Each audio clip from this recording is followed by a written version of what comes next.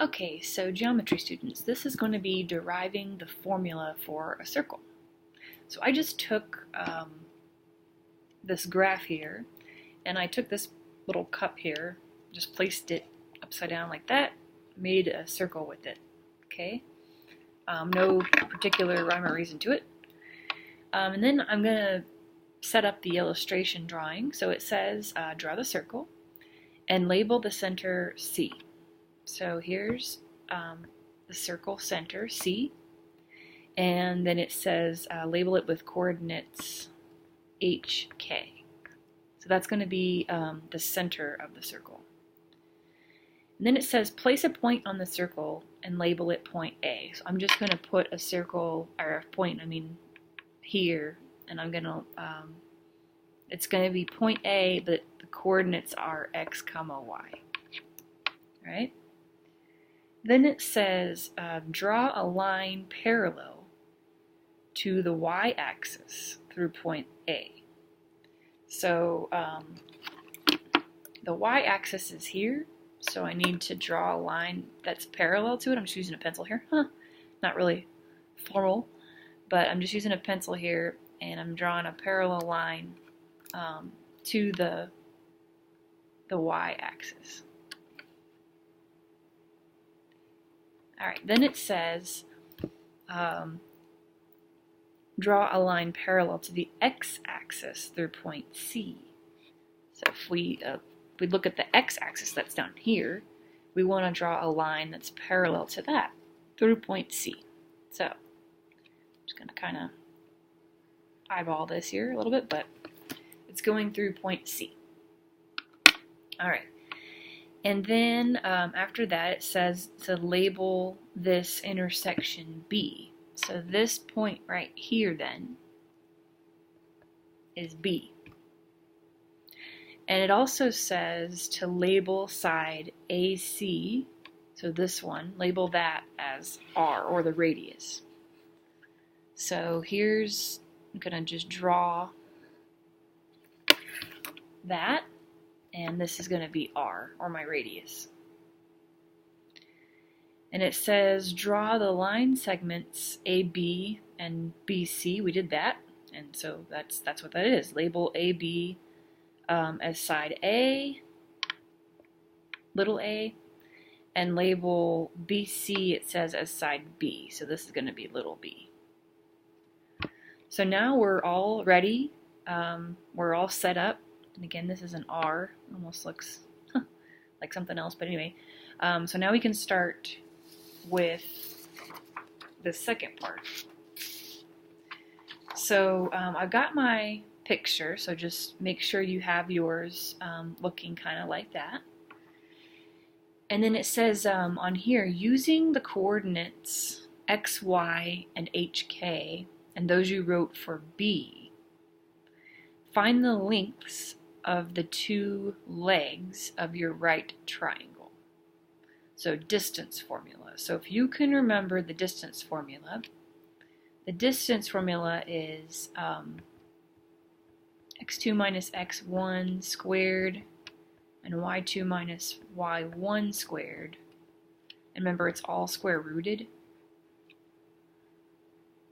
So if we're using these points, we have to find the lengths of our triangle here, okay?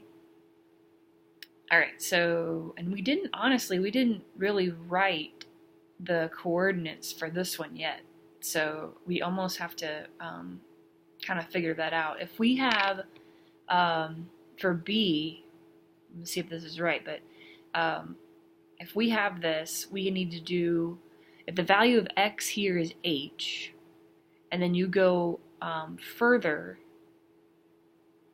and you get x, really the distance between here and here should be x minus h. It's the difference between x and h. So this should be,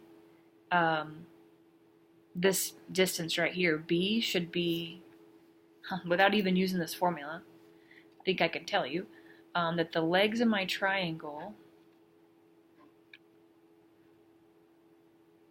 no matter how I draw this triangle, huh? The legs of my triangle, again, are going to be x minus h, because, like I said, if you look back at the picture, if this is x and this is h, then the difference between them would be your side length. So again, the side B is x minus h. And then if you look here, side y, the difference between, or sorry, side A, the y values, if you think y is the top one, and then the value for y for this point is k, so the difference between this y value and this y value would be y minus k. So y minus k should be our leg there. And then it says here, use Pythagorean Theorem to find the length of the hypotenuse r. Remember, r is over here. So, if we were to use Pythagorean Theorem, we would take side squared plus side squared, or the leg squared plus the leg squared, equals the hypotenuse squared. Remember that? So that would be x minus h squared plus y minus k squared equals the hypotenuse squared. Okay? Yeah, because remember, the Pythagorean theorem is just a squared plus b squared equals c squared. And again, this represented this side right here, and this represents this side here, a and b, and technically this is sort of like c. That's the hypotenuse. But yeah, so we have that. And it says, does the result look familiar? Yes, it does. It looks just like the formula we saw back on the previous page. Write the formula for a circle and compare the two. Are they the same? Well, yes, they are, because we already saw back on the previous page that we looked at. If you can remember when we were doing this page. Okay. Let me see if I can scoot that in there. There we go. So if you remember on this page, the formula for your circle is r squared equals x minus h squared plus y minus k squared, and that's exactly what we've got here. So yes, those are the same, and we are good to go.